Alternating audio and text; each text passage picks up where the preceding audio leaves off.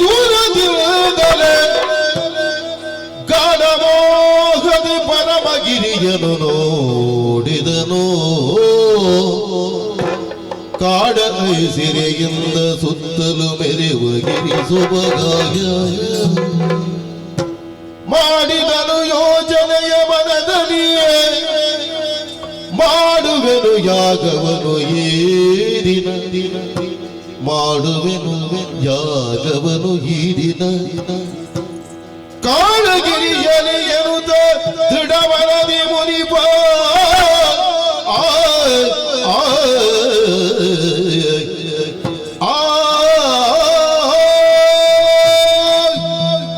ಹರಿಯ ಭಯವಚನವನ್ನು ಕೇಳಿ ಮನಸ್ಸಿಗೆ ಸಮಾಧಾನವಾಯಿತು. ಹಾಗೆಂದು ನೇರವಾಗಿ ಭೂಮಿಗೆ ಇಳಿದು ಬಂದೆ. ಸುತ್ತಾಟ ಮಾಡ್ತಾ ಬರುತ್ತಿರುವಂತಹ ಸಂದರ್ಭದಲ್ಲಿ ಏನನ್ನ ಕಾಣುತ್ತಾ ಇದ್ದೇನೆ. ಒಂದು ಗಿರಿ ನನ್ನ ಕಣ್ಣ ಗೋಚರಕ್ಕೆ ಬರ್ತಾ ಇದೆ. ಕಾಡ ಐಸಿರಿಯಿಂದ ರಂಜಿಸುವಂತ ಈ ಗಿರಿಯನ್ನು ಕಂಡ ಕೂಡಲೇ ಮನಸ್ಸಿಗೆ ಬಂದಂತ ಯೋಚನೆ, ಈ ಗಿರಿಯಲ್ಲೇ ಇದ್ದುಕೊಂಡು ಒಂದು ಯಾಗವನ್ನನ್ನು ಕೈಗೊಂಡರೆ ಹೇಗೆ? ಸರಿ, ಸಂಕಲ್ಪ ಮಾಡಿದ್ದೇ ತಡ, ಯಾಗಕುಂಡದ ನಿರ್ಮಾಣವಾಗಿದೆ. ಈ ಗಿರಿಯಲ್ಲೇ ಇದ್ದುಕೊಂಡು ಅಹೋರಾತ್ರಿ ಯಾಗವನ್ನನ್ನು ಕೈಗೊಂಡಿದೆ.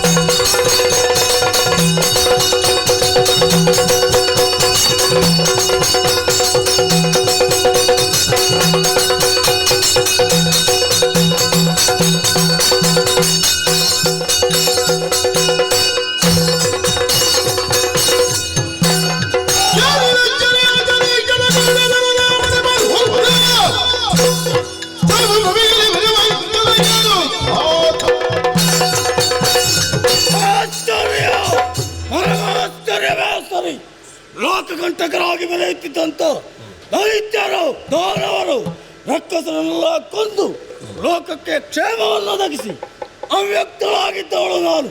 ಆದರೆ ಮತ್ತೆ ವ್ಯಕ್ತವಾಗುವಂತೆ ಮಾಡಿದ ಆತ ಅತ್ರಿ ಮಹಾಮುನಿಯೇ ಸರಿ. ಆತನ ತಪಾಬಲದಿಂದಾಗಿ ಯಾಗಗುಂಡದಿಂದ ಹೊರಬಂದಿದ್ದೇನೆ. ಆದರೆ ಆತನೇ ಈಗ ಗೊಂದಲದಲ್ಲಿದ್ದಾನೆ. ಆತನ ಜಿಜ್ಞಾಸೆಯನ್ನು ಪರಿಹರಿಸಬೇಕಾಗಿದೆ.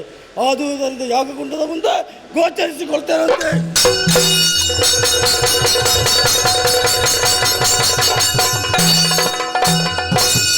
ಪರಮ ಶಕ್ತಿಯ ಕಂಡು ನುಡಿದಿದ ಪರಮ ಶಕ್ತಿಯ ಕಂಡು ನುಡಿದಿದ ಮುನಿಪಾಯ ಒರವೆಯ ನೀರಾರು ಕ್ಷೇತ್ರ ಯಾವುದು ಪೇಳು ಒರವೆಯ ನೀರಾರು ನಿನ್ನ ಕ್ಷೇತ್ರ ಯಾವುದು ಪೇಳು ಅರಿಯದೆ ನಾ ಬಂದು ಯಾಗವಗೈದೆ ಅರಿಯದೆ ನಾ ಬಂದು ಯಾಗವಗೈದೆ ಮರೆತೆಲ್ಲ ಗಿರವನ್ನು ಸೆಳೆತವಿದೇನೋ ಪರಮ ಶಕ್ತಿಯ ಕಂಡು ನುಡಿಸಿದ ಮುನಿಪ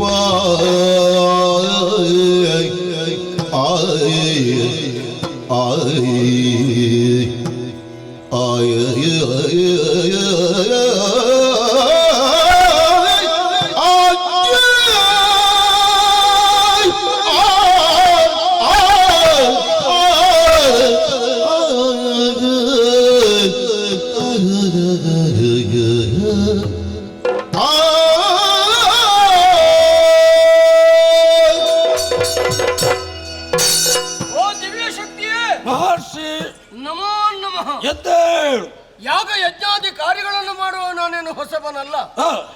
ಆದರೆ ಈ ದಿನ ಹೊಸತನನ್ನು ನಾನು ಅನುಭವಿಸಿದೆ. ಯಾಗ ಮಾಡ್ತಾ ಇದ್ದ ಹಾಗೆ ಒಮ್ಮಿಂದೊಮ್ಮೆಲೆ ಧೂಮ ಹೊಗೆ ಏಳುವುದಕ್ಕೆ ಆರಂಭವಾಯಿತು. ಈ ರೀತಿ ಯಾಕೆ ಏನು ಎನ್ನುವ ಹಾಗೆ ದಿಗ್ಭ್ರಮೆಯಿಂದ ಹಾಗೆ ಕಣ್ಣು ಹಾಯಿಸಿ ನೋಡಬೇಕಿದ್ರೆ ಕಾಣ ಸಿಕ್ಕಿದವಳು ನೀನು. ಹಾಗಾದ್ರೆ ನೀನು ಯಾರು? ಈ ಕ್ಷೇತ್ರ ಯಾವುದು? ಈ ಗಿರಿ ನನ್ನ ಆಕರ್ಷಣೆಗೆ ಒಳಗಾಗುವುದಕ್ಕೆ ಕಾರಣವೇನು? ಯಾಗ ಮಾಡುವುದಕ್ಕೆ ಪ್ರೇರಣೆ ಉಂಟಾಗುವುದಕ್ಕೆ ಕಾರಣವೇನು? ಮನಸ್ಸಿನ ಗೊಂದಲ ಪರಿಹಾರ ಆಗಬೇಕು, ನಿವಾರಿಸಿಕೊಡ್ತೀಯೋ? ಆದಿಧೂಮಾವತಿಯು ನಾನಯ್ಯೇ, ಆದಿಧೂಮಾವತಿಯು ನಾನಯ್ಯೇ. ಈ ದಿನ ದಿನಗೊಲಿದು ಬಂದೆ, ಈ ದಿನ ದಿನಗೊಲಿದು ಬಂದೆ. ಆದಿಯಲಿ ಏರಾಜ ಬರಿಗೆಯೋ, ಆದಿಯಲಿ ಏರಾಜ ಬರಿಗೆಯೋ. ಆದಿಭೂಮಿಯು ಕೇಳಲ, ಆದಿಭೂಮಿಯು ಕೇಳಲ. ಆದಿಧೂಮಾವತಿಯು ನಾನು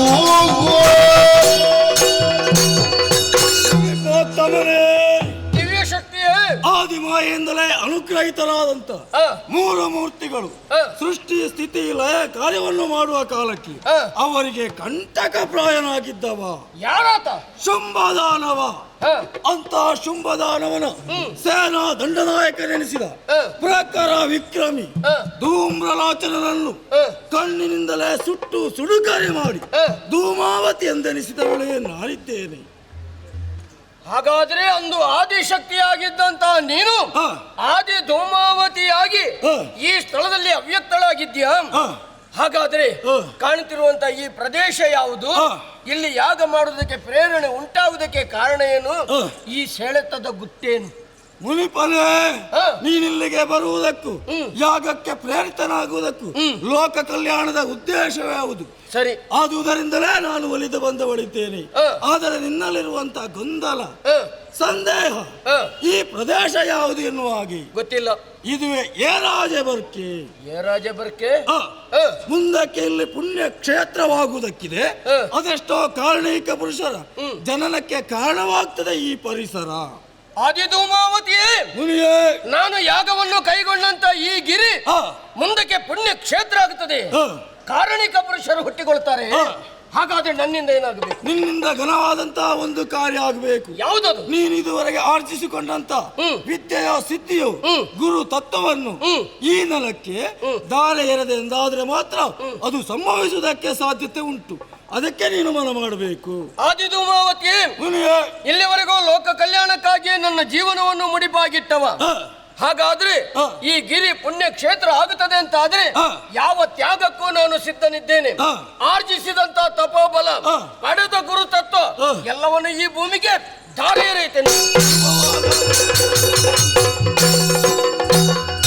ಮುನಿವರ್ಯನಿಗೆ ಧೈರ್ಯದ ವಚನವನ್ನಾಡಿದ್ದೇನೆ. ಧೂಮಾವತಿ ಏನೆಂಬುದಾಗಿ ತೌಳವ ನಾಡಿನ ಜನರಿಗೆ ತಿಳಿಸಬೇಕಾಗಿದೆ. ನನ್ನ ಕಾರಣಿಕವನ್ನು ತಿಳಿಸುತ್ತಾ ತುಳುನಾಡಿನಲ್ಲಿ ಸಂಚರಿಸುತ್ತಾ ಮುಂದುವರಿಯುತ್ತೇನೆ.